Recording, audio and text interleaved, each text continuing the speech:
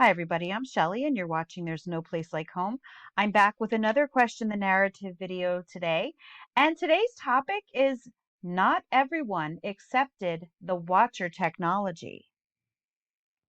The way that I come up with so many of my Question the Narrative topics is pretty hilarious because I will be watching something on TV and my brain will start working, and then I will watch something else and things will start tying together for me in a completely different way than what the show's originally intended. And so this is really the case with this. So what you're looking at here are some petroglyphs. And the other day I was watching America Unearthed, which I know is part of the narrative, but I still like watching the show. And he was just exploring some petroglyphs. And I remember thinking to myself, you know, they try to tell us that the people were communicating to us and telling us their story through these petroglyphs, which I mean could be the case. But I thought to myself, what if they're just children's art? Our children draw on stuff all the time, and we don't really think anything about it. And I was actually sharing this idea with some friends. I'm like, how do we know that that's not the case? That what we're just looking at is just, the parents kind of sending their children off and saying, okay, yeah, you go keep yourselves busy. We're, let the grown-ups do what they have to do. Because in the meantime, we're being told that around the same time period, there were civilizations building these. This is Chichen Itza, and this is part of the Mayan culture. And yeah, and I was just thinking, and I know that the petroglyphs that I'm showing you are not, I mean, really, this is a petroglyph. You cannot get more child illustration looking than that. And I'm not saying that to be demeaning in any way. What I'm saying is it is very likely something that a child drew. And here is a picture of a cat. I mean, I'm sure that you can see what I mean. Because yes, around the same time period, we have structures like these going up. So this is Olmec. And as I mentioned before, this is Chichen Itza. This is also Olmec. Um, I believe this is Mayan as well. I could be wrong on that one. Oh, Caribbean lifestyle. That's just some more petroglyphs apparently that I found. And then as I was thinking about these beautiful civilizations, the Mayan civilizations and the Olmec civilizations, and then of course we have the Egyptian civilization across the ocean, building these structures hundreds, if not, thousands of years ago. I wouldn't say thousands for these, I would say hundreds. But then I started scratching my head and I thought, but wait a minute. How is it that people of hundreds of years ago, without, well, according to the narrative, without any access to what we think of as technology, were able to build the structures that we just looked at, when there are people groups today that still would be considered primitive? These photos really remind me of Understanding Conspiracies, the Nephilim look like clowns. That's a completely different topic, but yeah. And I thought to myself, what is the disconnect? What is the difference between the people of hundreds of years ago to now? You would think that if anything, that these people would not be living in the primitive fashions that they are. There are, however, uncontacted peoples. And as I looked this up, these people don't want to be contacted by the outside world. And if you look here, it looks like he's getting ready to shoot the photographer. So they're taking photos of these people who clearly don't want their photo taken. And these are uncontacted peoples. It looks like they're in probably a plane or a helicopter photographing these people. And so then I started thinking, what if these people, amongst others, possibly even, groups like the Native Americans, and I'm talking about people throughout time. I'm not specifically thinking of the Native Americans. I'm thinking of possibly their ancestors and the ancestors of these people. What if the difference is that these people rejected the technology that the book of Enoch tells us was given to people by the Watchers that started causing all kinds of problems. Yeah, because I was thinking to myself, all right, people still have the same brain capacity. So why is it that there are people who are still living in huts in areas of the world while other parts of the world are thriving with what we see as being technologically advanced? Because now some of us, we're so used to seeing stuff like this that we look at it and we think, well, that's the way that it should be. That's the way that an advanced, intelligent society should work. And so I started working this out in my head and thinking, just as the Amish separate themselves from the rest of the world, were there groups of people who separated themselves from this watcher technology, or in fact may not have been contacted by them at all in order to get it, and so they have kind of remained where they were at. And I brought this idea up with Donita from Prairie Desk because she always has lots of good ideas, and she made a very good point. She said, what if these people are living closer to what God originally intended for humans before the fall? And that really got me thinking, because I tried to apply some of what I do know about some of these tribes, and I don't have any firsthand knowledge, and I don't even know anyone personally who ever worked with any of these tribes. So I can't even say that I have secondhand knowledge. The knowledge that I do have is really just from the things that I have seen on videos and on documentaries and those sorts of things. But they've given me at least a glimpse into how these people interact with each other and how they interact with the world. And so, what I have noticed about many of these tribes that we look at as being primitive is that even the adults often seem to have almost a childlike sense of wonder. Like they are just enamored with the things that are happening around them and with the world, with meeting people, and they look at everything through fresh eyes. Again, this is my very, very limited observation. All right. Certainly no, not even close to being an ounce of an expert in this area. But they also seem to see mythical creatures more often. And it makes you wonder if this separation has somehow enabled them to still remain in, I would say, closer contact with the the spiritual world. Does this, this technology? It's almost as if once as we become more scientific, we lose touch with what may have once been normal in the Garden of Eden. Another thing, obviously, is that they live off the land. Now, there were hunter-gatherers, there are agrarians. Um, and very interestingly, this is something for another topic completely. I have talked about the possibility of the day six people and then Adam and Eve. And Gary Wayne, he in an interview with David Carrico, they were talking about the day six people and the and Adam and Eve. And they both believe that the day six people, if you read the end of Genesis 1, where the creation of mankind is mentioned, they are described more as hunter-gatherers, whereas Adam and Eve in the garden, well, Adam specifically, is described more as an agrarian, as a farmer. So it's almost like there were two groups of people. But again, it's another topic completely. I just wanted to add that in because I think it's interesting. So I just shared this map in a video I recorded yesterday on what in my Paradise Found reading. And I actually just found it yesterday, and it's very interesting. It's from 1685, and this is a map of the Garden of Eden and the land surrounding it.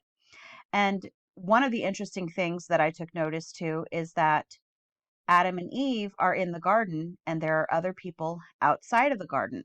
And as I mentioned in my video yesterday, it could very well be that they're just depicting different parts of the Bible, different stories. But I'm also thinking, could they be depicting the day six people here?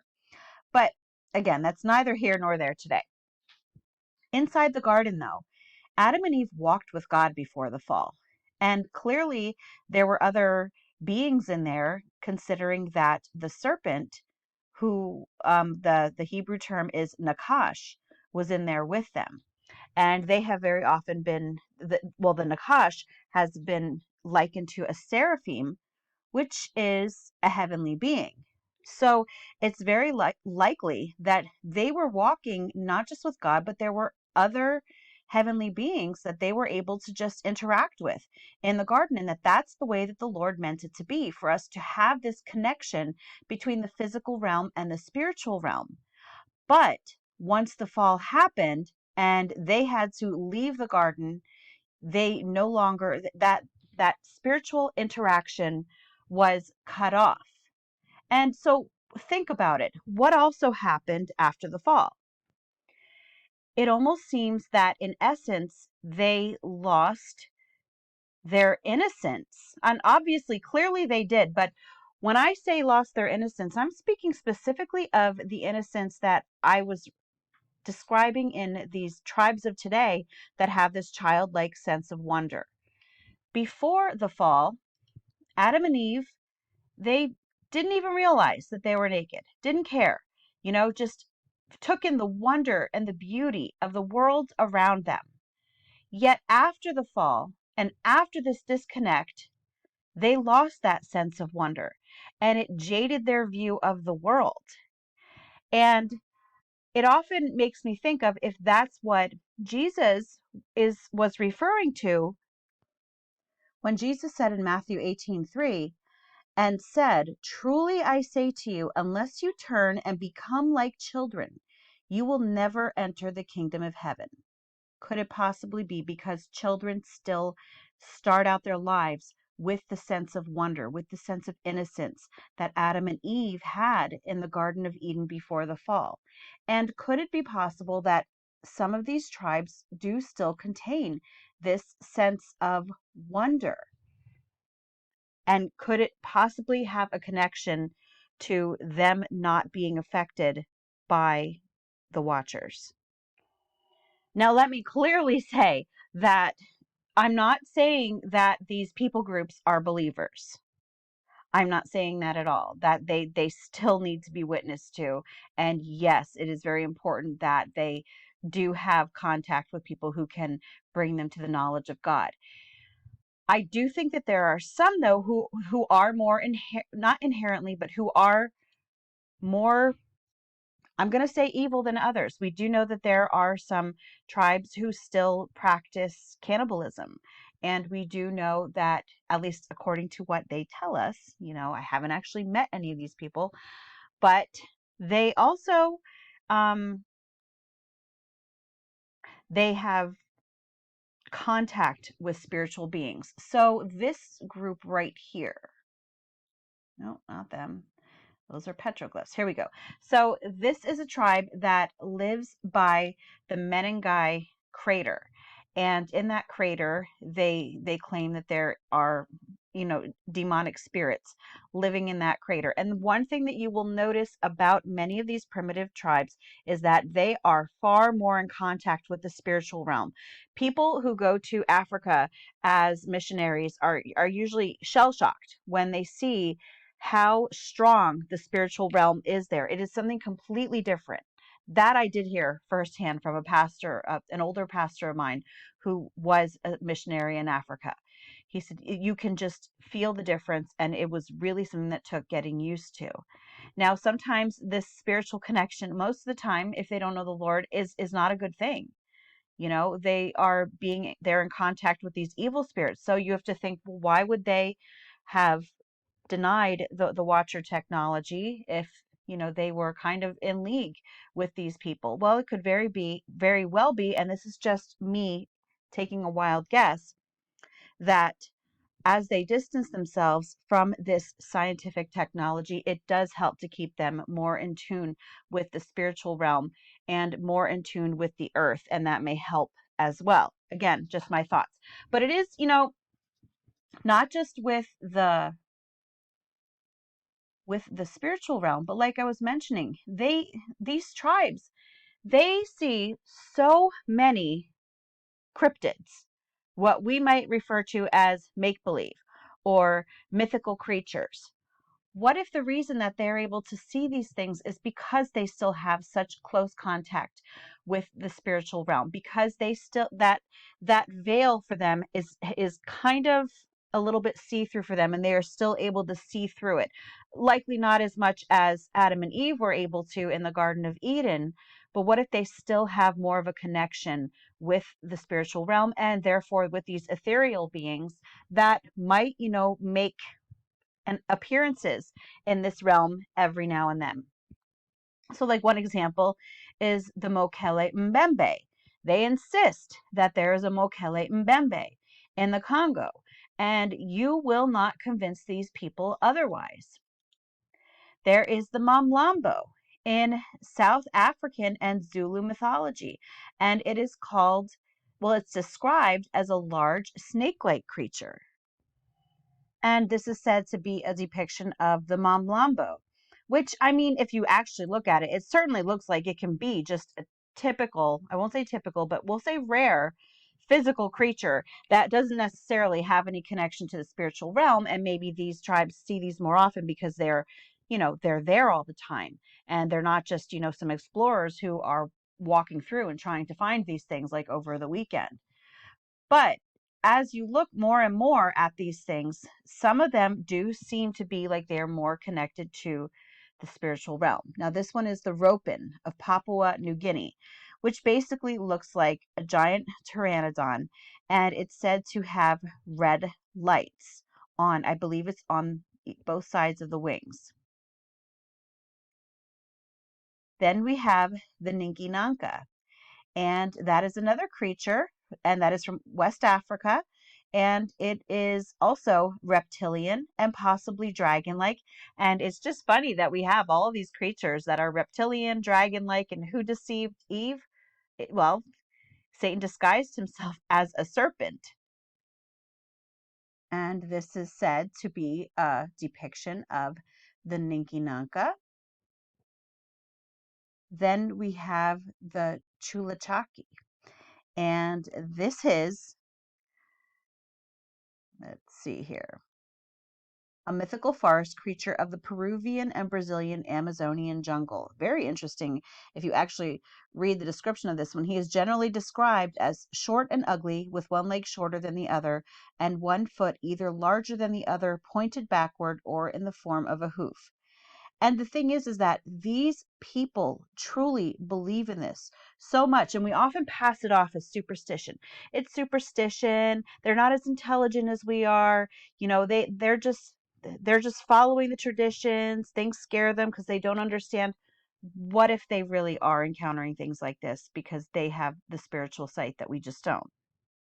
And I'll just share one more example. There are so many examples, though, but there's the Tokolosh, and that's in Nguni mythology. The Tokolosh is a dwarf-like water spirit.